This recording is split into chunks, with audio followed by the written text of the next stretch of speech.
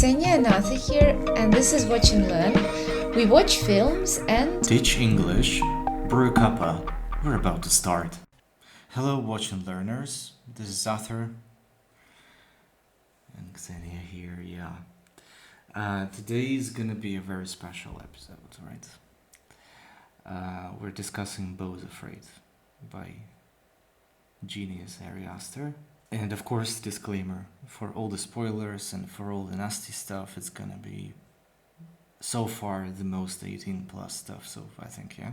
As usual, if you do not want to get spoiled, watch the film first, good luck with that, and then come to us, or just stay and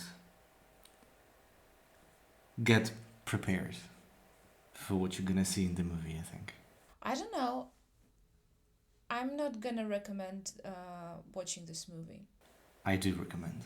Just at least for sort of I'm not sure how to describe that. To challenge yourself to actually watch the movie and try and analyze it. Mm-hmm. And that's gonna be a challenge. So the peculiarity of this episode is that usually we just share our opinions on the given movie, and the opinions would be just ours and ours only. Our feelings about the film, our theories about the symbolism of the picture and all that kind of stuff.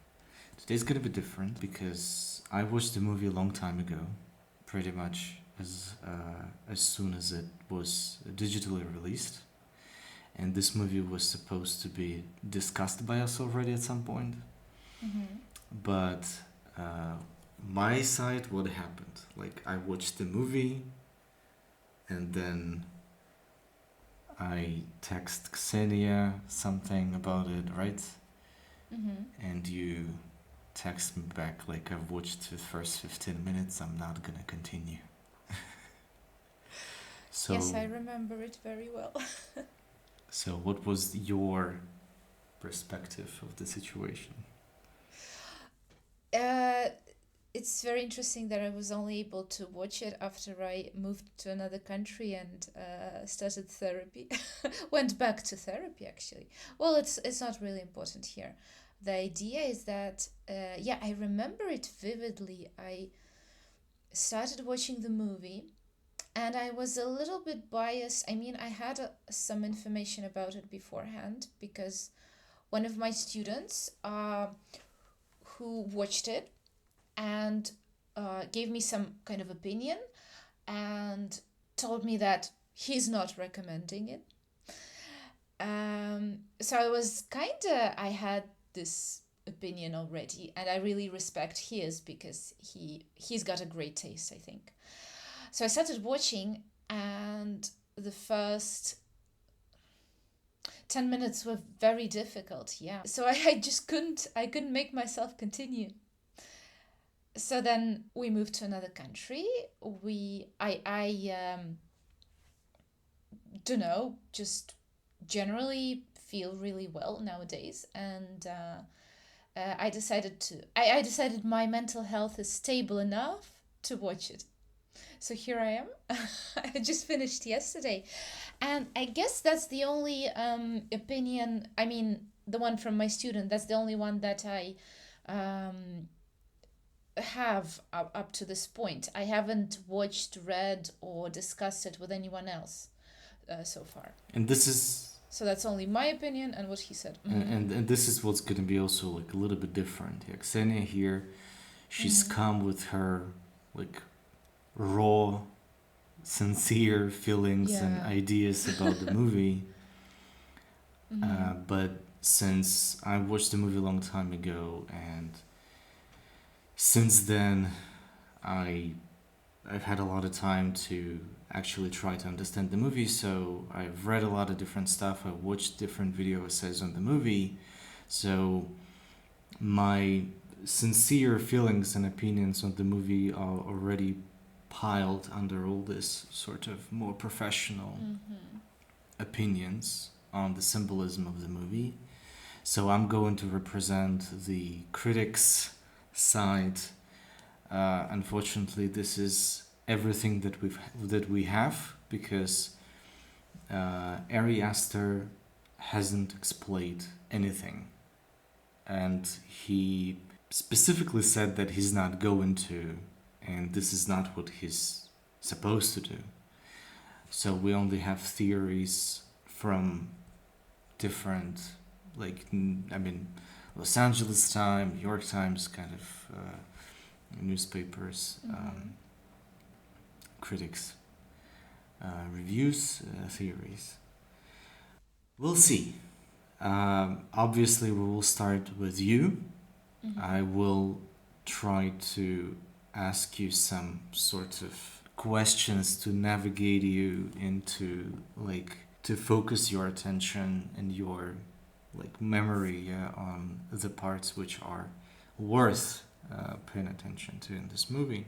And maybe after you say everything that you have to say, or maybe like bit by bit, I will reveal other, like, well, not to say official, but more professional theories here from people who have watched this movie several times with notes and a lot of experience. So I think in the beginning, for those who haven't watched the movie but decided to stay with us today, I'm gonna do like a very quick recap, of the, like, summary of the movie, which is short, considering that the movie is full of symbolism. The summary is pretty short. The movie is about the guy who's like 50 plus years old guy, Beau, who in the movie has this sort of a journey. What kind of a journey we're gonna discuss later, but his journey from the place where he lives to his mother, who's expecting him, to pay her a visit, because he hasn't been there for a while already. And the whole movie is this very strange, very weird, very full of, like, symbols and unrealistic scenes journey to the place where his mother lives, pretty much. That's all I want to say at this point, because all the excessive stuff, it's already debatable what is actually going on there, right? I don't think it makes any sense in describing the plot. I mean, as in the story, what happened first, next, and so on. There is no, for me, there was no, I don't know, story that you can retell. Like, what's this movie about? Well, this guy who went there, did that, and ended up there.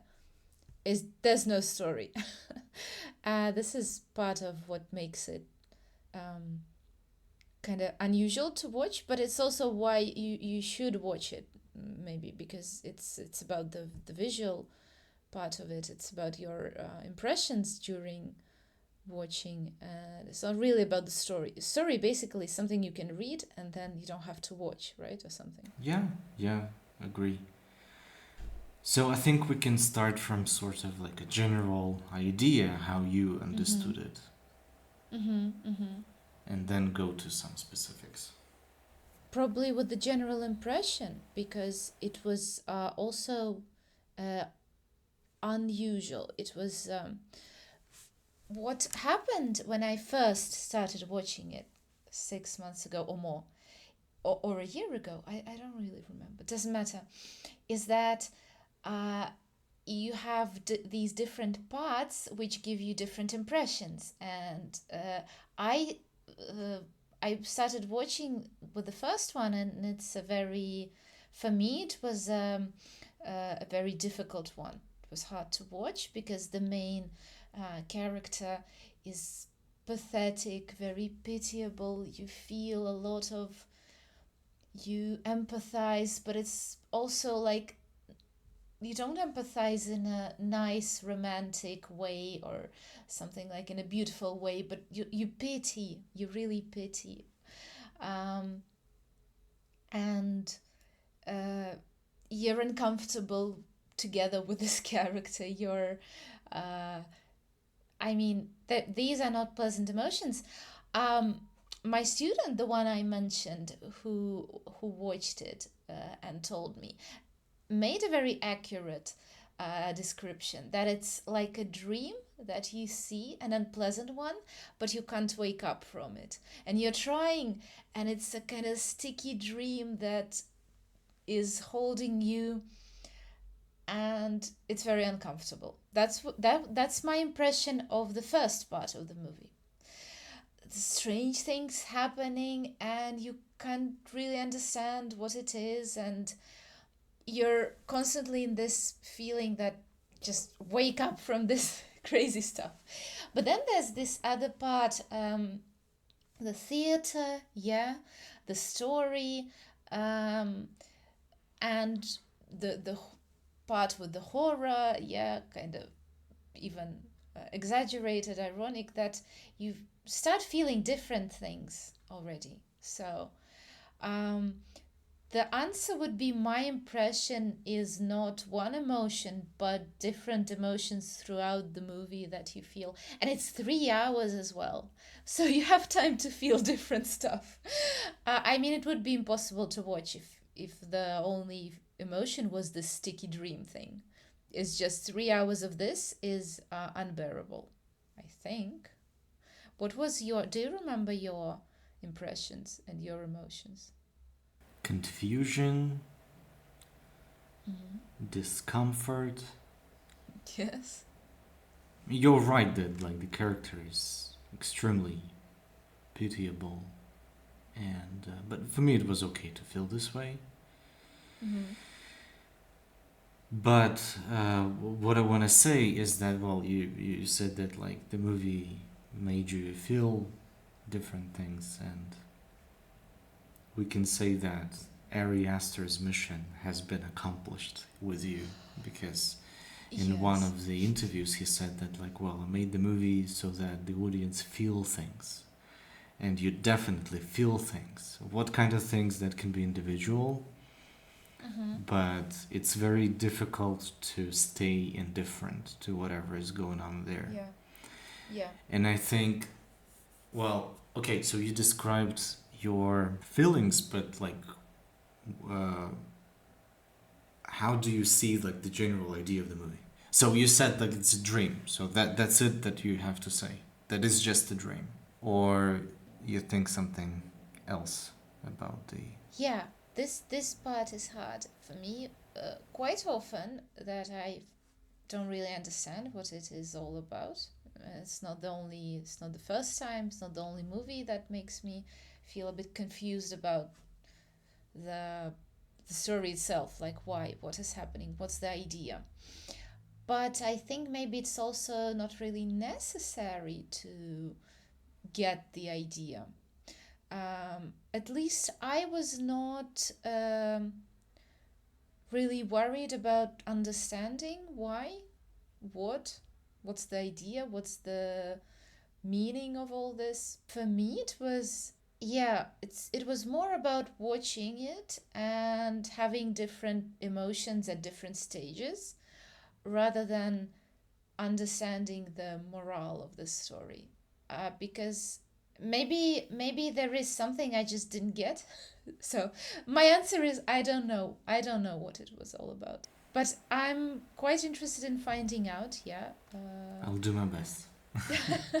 Did you understand while watching, or did you only find out later while reading about it or watching about it? I think after the first and the only session, Mm-hmm.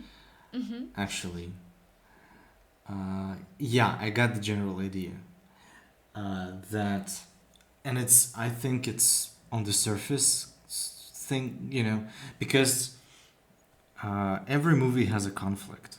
This one is not an exception, and the main conflict there is between Beau and his mother, Mona Wasserman. Yeah, we got like Beau Wasserman and Mona Wasserman. Mm-hmm.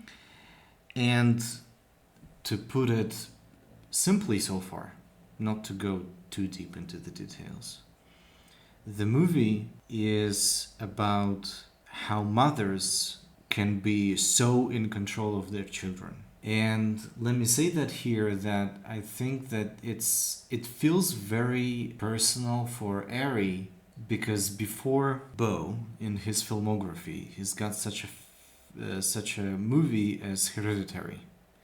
I haven't watched Hereditary because it's like a full-on horror movie. I mean, Beau Is Afraid has some parts of like horror sorts of scenes, Mm-hmm. but Hereditary is fully a horror movie, and I'm not really good with horror movies. I can watch them sometimes, but I prefer sort of a bloody anatomical sort of horror movies rather than something paranormal and Mm-hmm. dark and eerie sort of things, and Hereditary is like that. But I do know that that movie also explores mother's influence on their child. In the case of Hereditary, it's the daughter, and I believe there is also a great granddaughter in that movie. Here we have a different thing, maybe even more personal, since we have a male main character, yeah, and Ari Aster is a man. So probably through at least these two movies, he's trying to process maybe something very personal. But I wouldn't like to theorize here in details because, well, not to offend anyone or to build theories on just this two movies and somehow be disrespectful to the director. Okay. In anyhow, I mean, he's not gonna listen to this, but still, just out of respect. But it really feels very personal. Mm-hmm. And again, the movie explores this toxic, authoritative relationships, between a mother, a single mother, and her child, her boy, who's being over 40 already, still behaves like a child. And this is the sort of the direct consequences of her influence. Yeah, she controlled Beau to that extent that he wasn't able to grow up even. Mm-hmm. And there are a lot of like different details that kind of shows you that, like from his behavior to his social skills to his even clothing. Actually, if you pay attention, his clothes are like style. Okay, is like a child's wardrobe from 1980s, which is the time period in the movie, somewhere there. Which could be the period of Ari Aster's childhood, by the way. I'm not sure how old he is. He's pretty young, but it could be. So yeah, so this is the general idea of the movie. Now that you talk about it, yeah, I also realized that when I was watching, and particularly that part when the mother makes the speech, yeah, after dying, she then comes back and makes a speech, if I understood it correctly. Uh, and I was like thinking, yeah, it feels like an important moment. It's about controlling your child. It's about a controlling mom. It's about all this. I felt there was some. I'm not sure, but kind of Freud-ish symbolism there. Uh, I don't know. Yeah, yeah. It felt really like yeah, an important idea. Just that. I agree. Okay. I thought it when I was watching. Mm-hmm. Yeah, let me just start asking questions then. Just not to go too far from this particular topic. Uh-huh. There's a lot of water in this movie. It plays a very important role there, yeah? Just Mm-hmm. to give some examples, it's, for example, let me start from the end, yeah? This is the very end. Again, spoiler alert. Okay. So Beau drowns in this huge pool of water, which is a part of this, again, huge stadium with a lot of people there, with his mother present, because It's a court session Mm-hmm. against Beau. What for? We'll discuss later, if I don't forget about it. But again, like water is everywhere. He's supposed to take pills with specific amount of water there. There is a water supply shortage in his apartment. Another situation when he couldn't buy water from a store because he didn't have enough money to take pills with water, and then he, well, practically steals this water, yeah, because he still drinks it, but he didn't pay fully. I believe there was something in this like a theatrical play sort of part about the water. So water is everywhere there. Why? Uh, I was wondering about that, yeah, because I noticed that as well. I felt the answer was in the play when remember when he was told to confess, and then he confessed, and then there was something, I'm not quoting, I don't remember the exact phrase. The earth beneath him turned into good water or something like that, and I was like, probably it means that this water and the whole idea of water is like something like, I don't know, water of life, the good stuff, the thing that is crucial element of life. Like without it, nothing exists. That's why it's important everywhere. But that's just my idea. I'm not sure. What's the correct answer? Well, I wouldn't say that it's a correct answer, yeah, Mm-hmm. but again, not my idea. This is the first thing that I ever learned about this, the symbolism, yeah, this particular symbol of the movie. There's a theory that water actually represents his mother's love, and that he is so dependent on it that it's like at some point it's everywhere, on another point he has problems with getting it. That scene in the shop where he wanted to get some bottle of water to take this medicine, that he had to pay for this water slash mother's love. Right. Mm-hmm. So this was the instrument of his mother, yeah, Mona's Mm-hmm. instrument to manipulate Mm-hmm. Mm-hmm. Beau. That's why, sorry, sometimes Beau hasn't access to water, and then just abruptly out of nowhere there is no water around. Okay. It's because that's like Mona's sort of, again, manipulations. Like she has the full control over this instrument, water, her love, and of course, just like any one of Mm-hmm. us, we can do with our love whatever we want to. Yeah, like Mm-hmm. whom to give it to, and this sort of stuff. And again, that explains Mm-hmm. maybe somehow, I'm not sure how exactly, the ending. Yeah, that this instrument of manipulation overwhelmed Beau.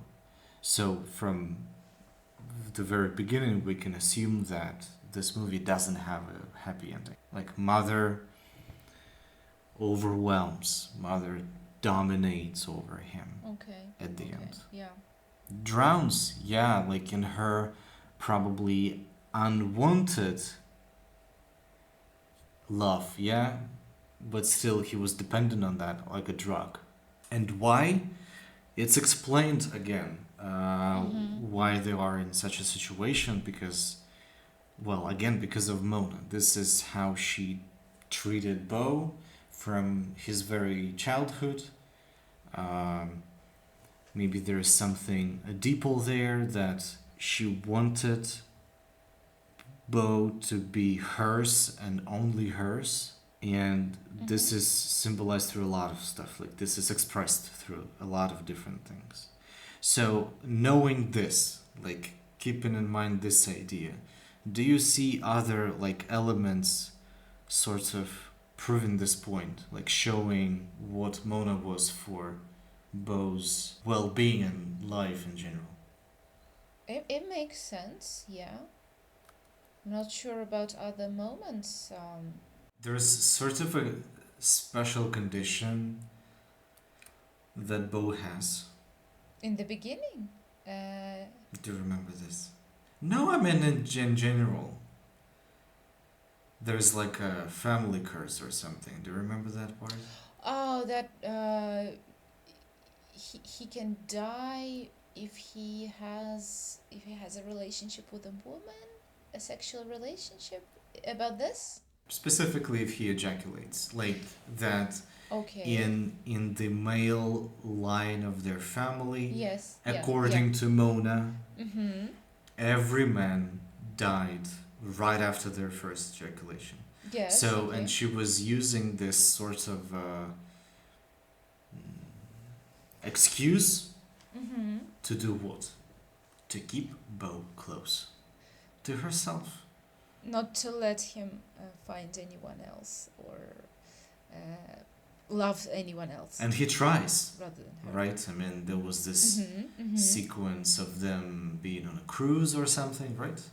Mm-hmm. On Mm-hmm. holidays, and Beau kind of falls in love with this girl, probably, yeah. And this is when Yes. we first, I think, as the audience and Beau, first hears about this quote unquote curse, which is, of course, not the thing. Just not to stretch this thing for too long, we can, I think, try to discuss the first theory about the overall, you know, whatever's going on there, like the whole story. Okay. For the viewers who haven't watched the movie, it's important to mention for this theory that Mona is a very wealthy woman. She's a CEO of a company, as far as I remember, it's called MW or something, like Mona Wasserman Company, yeah, pretty much. Mm-hmm. Mm-hmm.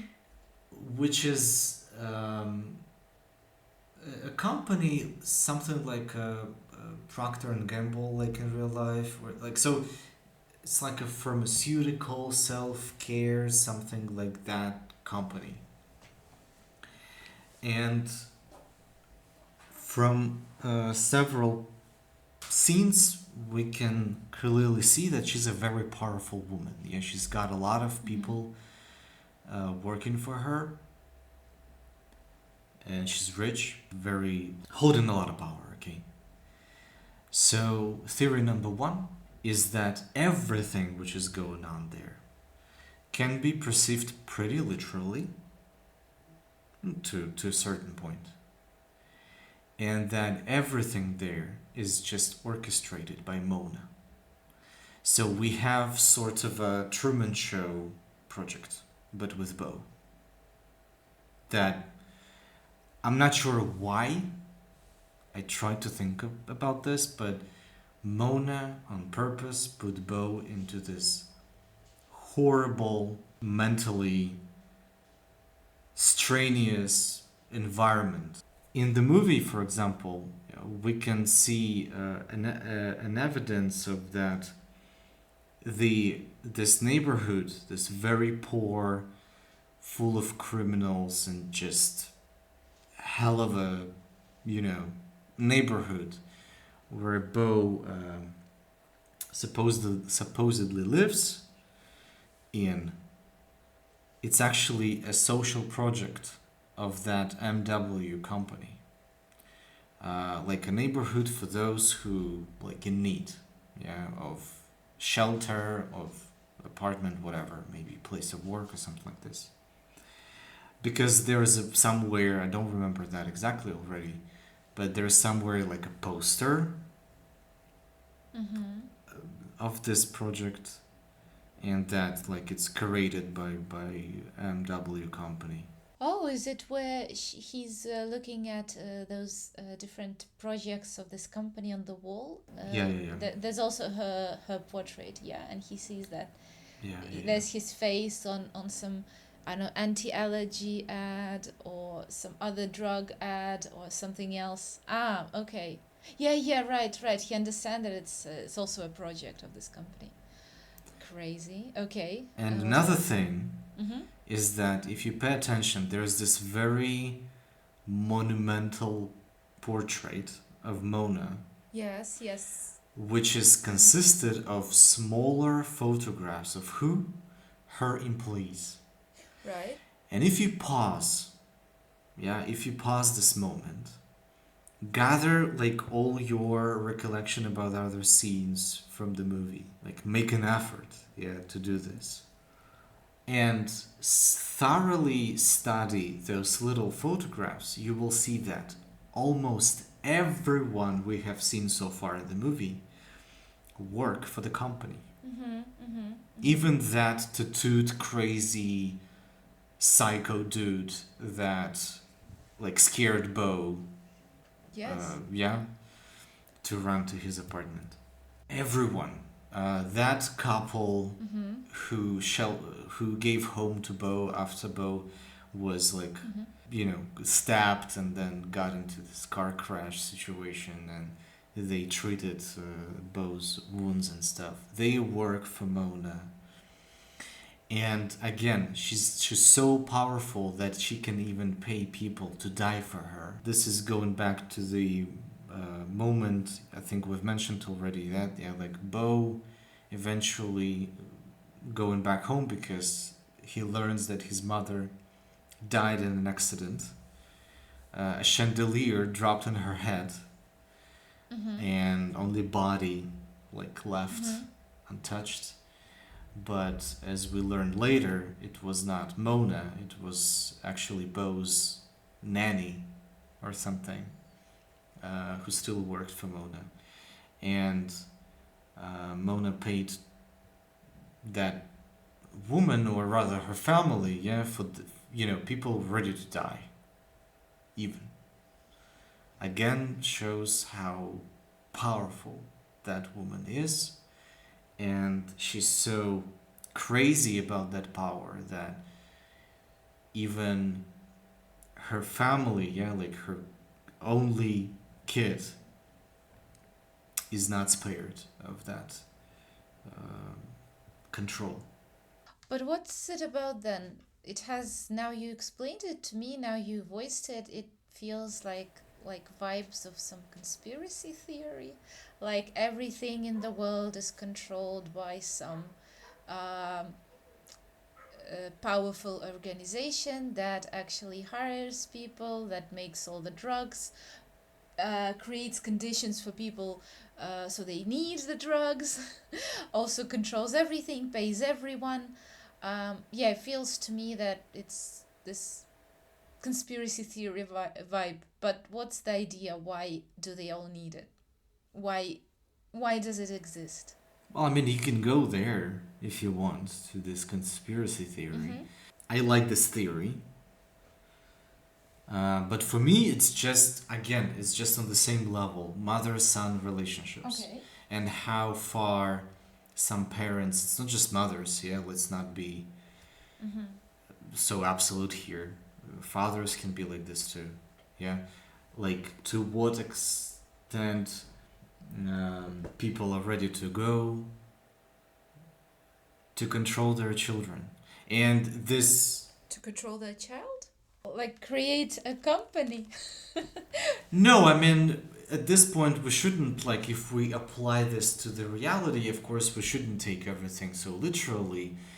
But it's just... No, of course it's symbolic. It's like she wants to control him so bad, she actually creates a huge company to do that. Yeah, that's the idea. Well, maybe he doesn't create the company. Maybe she's already like, some. Maybe I don't remember something there, but probably she was already this, because I mean they went to this luxurious holidays and stuff. She's probably always been like this. Maybe she's from the family of such people. It doesn't matter here, but it's just this exaggerated like symbol of, controlling parents. And again, what they're ready to resort to, just to keep their children close, to create this sort of... there's this movie that I want to make a part of this podcast too. It's called Synecdoche, New York, and it kind of has the same sort of a one of the points there, that there's gonna be a guy whose idea, maybe I'm wrong because we haven't watched the movie yet, but as far as I read about this movie, is that he wanted to build a perfect movie set, and that is gonna be like a whole sort of like a city with people actually living there, sort of a stuff, something like this. So, or Truman Show, yeah, like famous movie. I think most of our listeners watch that Yeah. at this point. So she was ready to, like, just to control one person.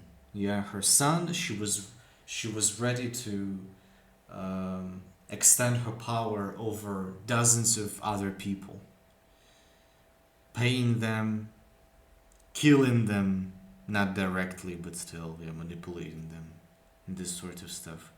And all this just for one person. She was ready to create this crazy curse, about this like ejaculating man of their family dying, which led to unrealistic but still sort of medical conditions for Beau, and mental conditions, of course. As I've mentioned already, he failed to grow up mentally. Yeah.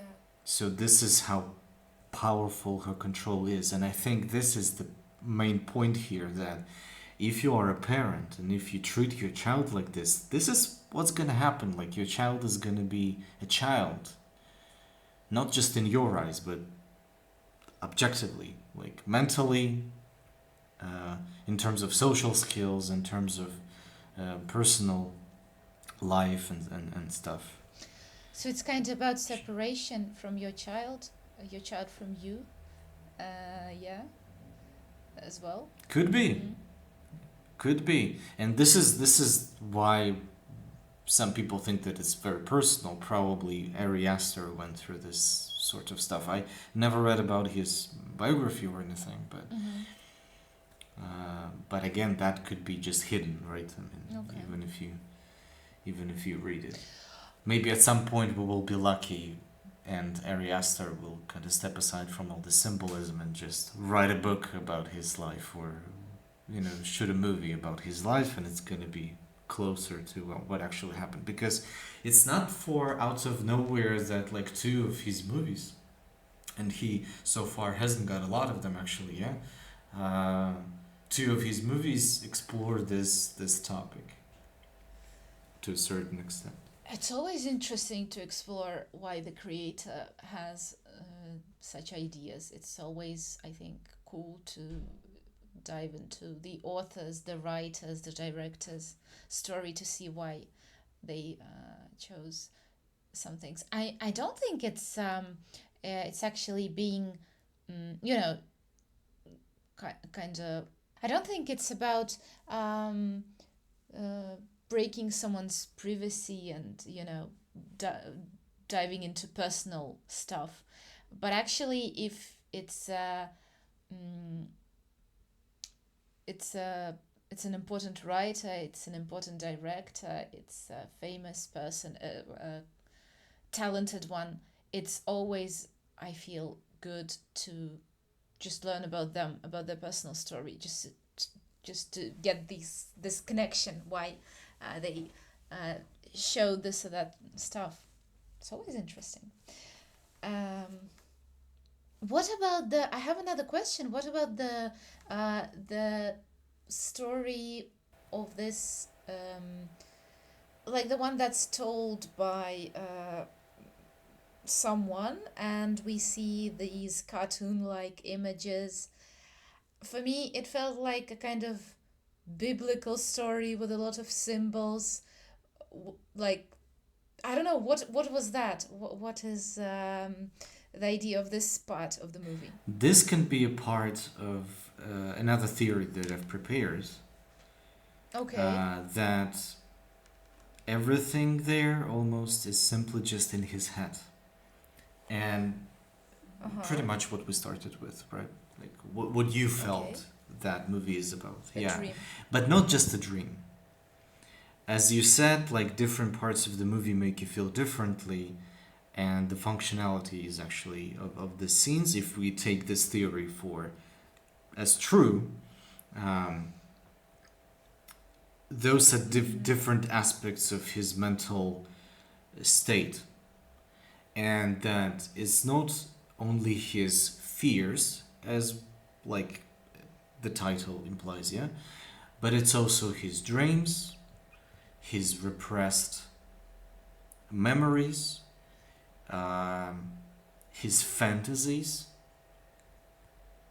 and like again fears. So it's like all of this stuff. And I would like to add to this theory, because it was not there when I read about it, that probably Beau never was never outside. Because in the beginning, if you watch that for the second time, actually, you can understand that the first scene, I believe, is Beau having a session with his therapist, right? Towards the end of the movie, Beau reaches the house, and if you pay attention, you will understand that that office of the therapist was actually there in Mona's house. So we can theorize that Beau actually never escaped that house, which can kind of be mixed. I mean, this theory can kind of be mixtured with the first one, that Beau is so under control of his mother that he just pretty much spends his life only in that house, but still managed to sort of like distance from his mother at the same time. Probably it's actually what I thought when I was watching the movie for the first time. I imagined that as a situation that his mother is at home, he is at home, but he refuses to, let's say, go downstairs to her to see her, and he's just stuck in his smaller world of his room at the same house. And sometimes he kind of like goes to visit this therapist who was probably hired by his mother to help her son with this sort of like a conflict that they have.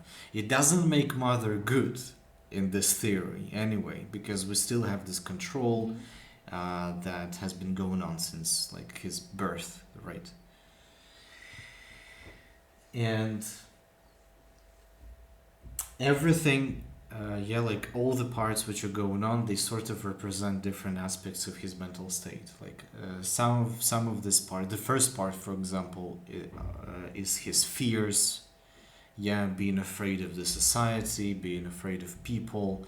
Since Mona has a lot of employees and this big house, probably all of these people interacted with Beau here and there throughout his life.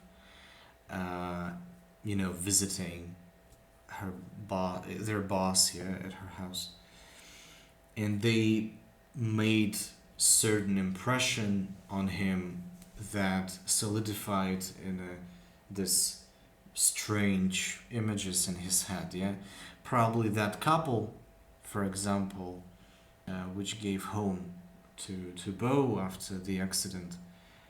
They were probably doctors who would go and see Beau, yeah, for like healthy issues or whatever. Maybe there was sort of also like accidents, and this guy, yeah, this man of the family, they treated his wounds, and that woman, she was sort of like a nurse, and she would treat like less serious conditions. And like other people, there's could be like security or like we don't know that, and it's very difficult to speculate about who was who and what at this point. But yeah, it's just his. Yeah, maybe some parts are just dreams. I would tend to believe that the dream part is the monster cock part. And in the article, it was explained that everything is very Freudal there. That this monster and this another Beau character there, and they are in the attic. An attic, if you activate your imagination, can symbolize your id, yeah, like your subconscious part of your personality, and um, what these two figures that the attic represent is that this, as it was funnily referred to in the article, as Jabba the Nuts. um, I mean, Star Yes, Wars yes. fans can probably.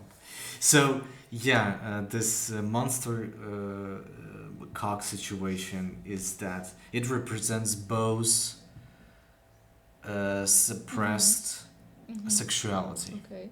like this animalism, yeah, like all this natural instincts, uh, which were suppressed by his mother. So, and they grew to that extent, like, you know, in his head, like to this monstrous insect plus like male genitalia sort of a monster, right? And the other part, which I actually forgot about but was reminded about from the article, this I think older, sort of weaker shape of Beau himself. It wasn't his brother or anything, which we hear about Of very course often. not. Yeah, No, it's not it his brother. was him, like his more courageous self, sort of what was the word? Self-possessed self. Sorry for repetition. That was also suppressed by his mother. Yeah. That's why this version was able to kind of stand up to his mother. I mean, to argue with her because Yeah, I don't remember that part, but yeah, mm, I guess so. And other parts, yeah, like okay, so going back to your question about this kind of forest camp theatrical yeah. What play was that? thing, it was maybe at some point there was sort of like a play that he saw at some point. Maybe they were even artists invited to their house, and they, or maybe outside of the house, because as you remember, this house is located in this kind of a foresty sort of a location. Mm, and maybe outside of this house, the mother, you like hired this like people, yeah, to entertain Beau at some point. But what we see, it's not the play itself, yeah, but his fantasy. And what is this fantasy? It's his fantasy about what kind of life he probably would like to have. Yeah, like he's having kids there that he's never going to have, in his life, and some other moments, like good moments, yeah, like wife and this sort of things. I don't remember the details at this point, but I mean, maybe you can add up anything to like on that, on top of this uh, part of the theory that it was just his like fantasy. Yeah, he meets this mysterious man there who some believed was actually his father, and probably it was again this repressed memory of that man. Yeah, who of course was alive. Yeah, never died from ejaculation, but was probably what like Mona just separated from that man. Yeah, being also like in control, and now he's got like a son from that man, so she probably didn't need that son anymore. Oh, sorry, didn't need that man anymore in her life because she's also like self-sufficient and blah blah blah. I'm not sure where to kind of cram the part with this home of those couple. Yeah, what that could represent. But I think given some time, we could think of something. Of course, what part of his like personality that part could represent. Maybe paranoia, yeah, because this guy who was like this victim of war, a friend of that couple's died son, yeah, he was like started chasing Beau at some point, so maybe that was like a paranoia part of his personality. So yeah, so that also kind of explains a lot of stuff. That is just his mental journey. Probably this is what his like everyday feels like, living in that house. Uh, and like going all this through, maybe the conversation with his mother and that sex with his like old friend, yeah, was actually true, yeah, but then he kind of um, goes back to his confined mind again, and we see this court session part, which gives us the idea that at the end he was still overwhelmed by the mother's control and him drowning in her control and love, like mixtured. It seems that in Mona's case, for her, it's like the same. Like love is the same as control, and we see something like that actually in Kinds of Kindness. Now, for those who've watched this movie, there is one part which also explores this situation when people mistake one for another or somehow mixes this two together, which is of course not. It's not healthy. I guess that's what we have, and of course there are like details, certain characters that we can discuss even for a couple of hours more.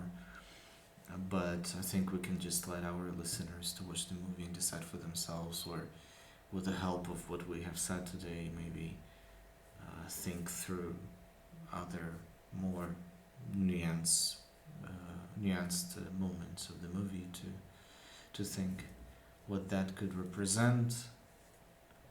Have some takeaways from the movie, probably. Think about their relationships with their mothers. Why do you think people should watch it? Well, one thing I've already mentioned, yeah, that it's sort of a challenge for your analytical kind of skills, yeah, like to challenge your imagination, your reason, consequences, logical sorts of thinking and tension. And I think I would say that so far, in my experience so far, this has been the most difficult movie to analyze and dissect, to that extent that I'm just honestly, sincerely here saying that I read about this stuff. It's not my opinion. I didn't have an opinion. Only that I could only understand that it's something to do with the relationships with his mother. The rest of the stuff was kindly published, mostly on Los Angeles Times. I can even give you the names just for the sake of the credit. Yeah, but those were Matt Brennan and Josh Rottenberg, who posted those theories back in April. But yeah, we will definitely attach the link to this article. I want to answer the question myself as well. So my first idea is why you should watch it. Yeah, if recommending it. For me, it felt as in Midsummer by the same director. There is a very accurate impression of how a hallucinogenic trip feels. If you remember that movie and you watch the moment when she takes mushrooms and starts seeing things, feeling things, it's a very I feel accurate description. I don't know because I haven't tried myself, but I think it's good if you want to see how it feels. So you should watch this. In this case, um, it's again accurate descriptions of what, I don't know, in the first part, uh, a sticky, uncomfortable dream feels like. Taking, I don't know, some drugs for whatever were his symptoms, psychosis, schizophrenia, and a PTSD. So, how having these diagnoses might feel. So, this is an accurate impression. Maybe um, how something else feels, how it feels to have such a mother. I mean, it really conveys the emotions. That's why, if you for some reason want to get some very unpleasant emotions to feel them, I think that's great choice. Um, because really, sometimes in our lives we just don't have these emotions, and I think some of us are really lucky. Others just um, don't have them, and that's great. You don't. It's not the goal to have such feelings, right? And uh, uh, just have these experiences. But cinema, movies like that is what can give you the feelings without actually experiencing a horrible mother like that, taking drugs like that, living in a city like that, like in the beginning. So I think in this case, great choice. Why not? This is what it's made for. It's made for, it's made to give you some really, really strong emotions, and that's definitely reaches this goal like 100%. And not to say about like all the brilliant work of the actors and I mean all the other people involved into the like everything there, like visually, audially, Yeah. acting wise, script wise, everything is to the top. I mean, maybe even if you just want to see something very well done, could be already the reason to watch this, which was actually the Yes, yes, motivation for agreed. me in the Mm-hmm. first place.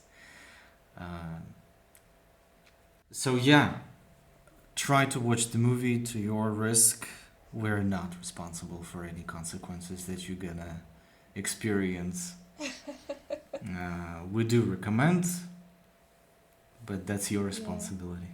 Possible side effects. After this, right away go to the comments, bombard us with all the theories that you will have about the movie, or just tell us that the movie is horrible.